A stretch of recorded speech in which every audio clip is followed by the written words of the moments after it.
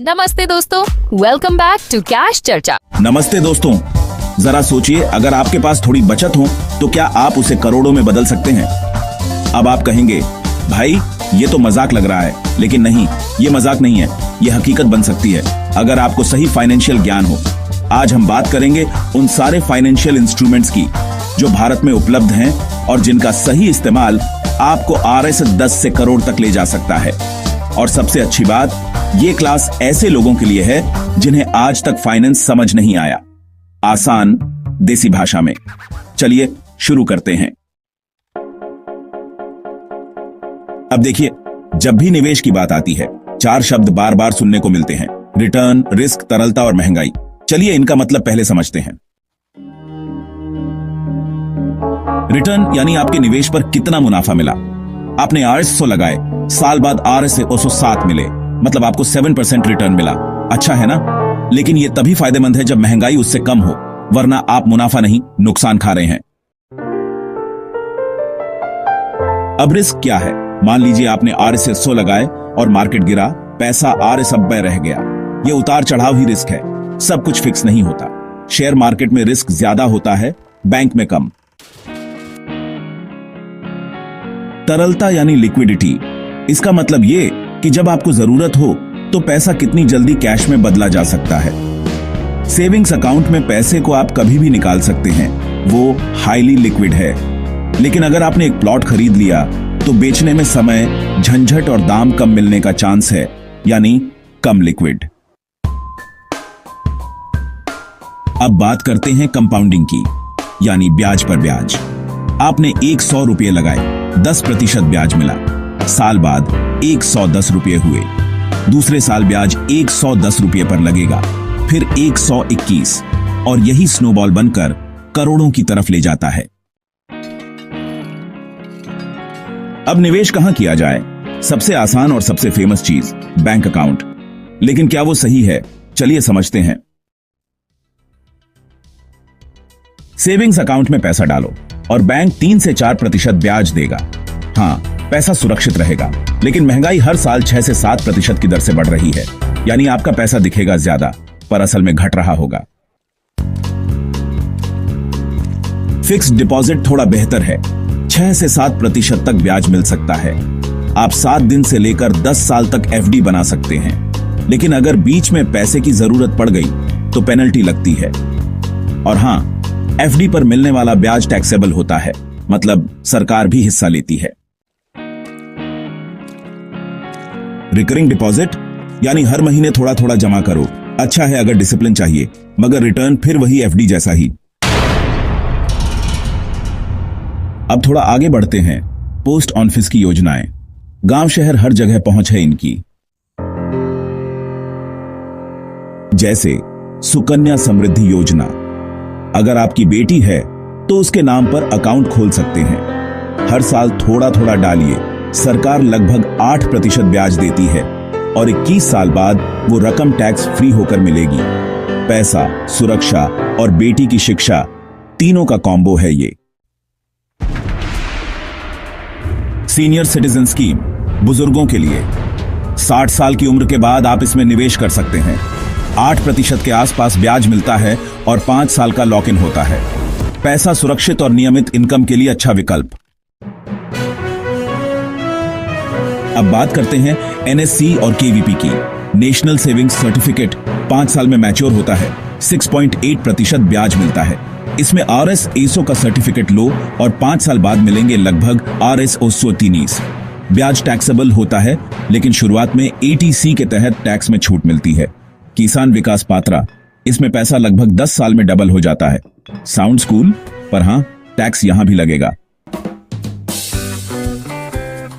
अब आते हैं मेरे पसंदीदा टूल पर, PPF यानी पब्लिक प्रोविडेंट फंड। लंबी अवधि के लिए तो ये जैसे राजा है। 15 साल का लॉक इन, हर साल आप RS 100 से लेकर RSN 5 लाख तक जमा कर सकते हैं। ब्याज भी अच्छा, लगभग 7.1%, और सबसे खास बात, ये ब्याज टैक्स फ्री है, यानी जो दिख रहा है वही मिलेगा, नो हिडन कट्स। अगर आप यंग हैं और लंबा निवेश करना चाहते हैं तो म्यूचुअल फंड जरूर समझिए। इसमें आप और हजारों लोग मिलकर पैसा डालते हैं और एक एक्सपर्ट उस पैसे को शेयर बाजार या बॉन्ड्स में लगाता है। अगर आप SIP यानी सिस्टमैटिक इन्वेस्टमेंट प्लान शुरू करते हैं तो AS500 से भी शुरुआत कर सकते हैं। हर महीने थोड़ी थोड़ी रकम डालिए और कंपाउंडिंग अपना जादू दिखाएगा। इक्विटी फंड में रिटर्न्स ज्यादा मिलते हैं लेकिन रिस्क भी ज्यादा है। डेट फंड थोड़ा स्थिर रहता है। हाइब्रिड में दोनों का बैलेंस है। शेयर बाजार की बात करें तो सीधा शेयर खरीदना यानी कंपनी में हिस्सेदार बनना। अगर कंपनी का प्रॉफिट बढ़ेगा तो आपका शेयर भी बढ़ेगा और कुछ कंपनियां तो डिविडेंड भी देती हैं यानी बोनस पैसे। मगर इसमें रिस्क है। अगर कंपनी डूब गई या मार्केट गिरा तो नुकसान भी होगा। इसलिए शेयर खरीदने से पहले कंपनी की balance sheet, PE ratio, EPS जैसी चीजें समझिए, नहीं तो म्यूचुअल फंड ही बेहतर है। बॉन्ड्स की तरफ चलते हैं। गवर्नमेंट बॉन्ड्स सबसे सुरक्षित, क्योंकि सरकार पैसा लौटा देगी चाहे कुछ भी हो, लगभग 7% ब्याज। कॉर्पोरेट बॉन्ड्स में थोड़ा रिस्क ज्यादा है लेकिन ब्याज भी ज्यादा मिल सकता है, पर वहां आपको कंपनी की क्रेडिट रेटिंग देखनी पड़ेगी। AAA या AA हो तो ठीक। अब आता है गोल्ड यानी भारत की जान। लेकिन आजकल फिजिकल गोल्ड ज्वेलरी में निवेश उतना समझदारी का नहीं है।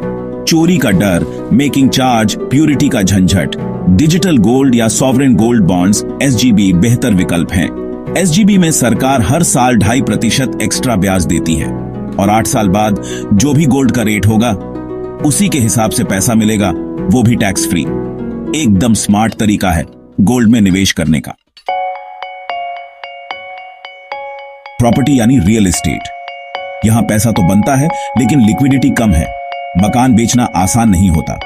किराया 2 से 4% आता है लेकिन मेंटेनेंस और टैक्स कट जाते हैं। इसीलिए अब लोग REIT, real estate investment trust की तरफ बढ़ रहे हैं। इसमें आप 5,000 रुपए में प्रॉपर्टी सेक्टर में निवेश कर सकते हैं, जैसे एक तरह का म्यूचुअल फंड। रिटायरमेंट की प्लानिंग। NPS यानी नेशनल पेंशन सिस्टम आपके लिए एक अच्छा विकल्प है। इसमें आपका पैसा इक्विटी और डेट में बंटता है और रिटायरमेंट के समय आपको पेंशन मिलती है। 2 लाख रुपए तक की टैक्स छूट भी मिलती है। ULIP भी होता है जिसमें इंश्योरेंस और इन्वेस्टमेंट होता है, लेकिन ULIP में चार्जेस ज्यादा होते हैं, तो थोड़ी रिसर्च करके ही जाएं। अब बात करें कुछ न्यू एज टूल्स की। क्रिप्टो करेंसी, हाँ, बिटकॉइन, इथेरियम सुनकर एक्साइटिंग लगता है, लेकिन एक्सट्रीम वॉलेटिलिटी है।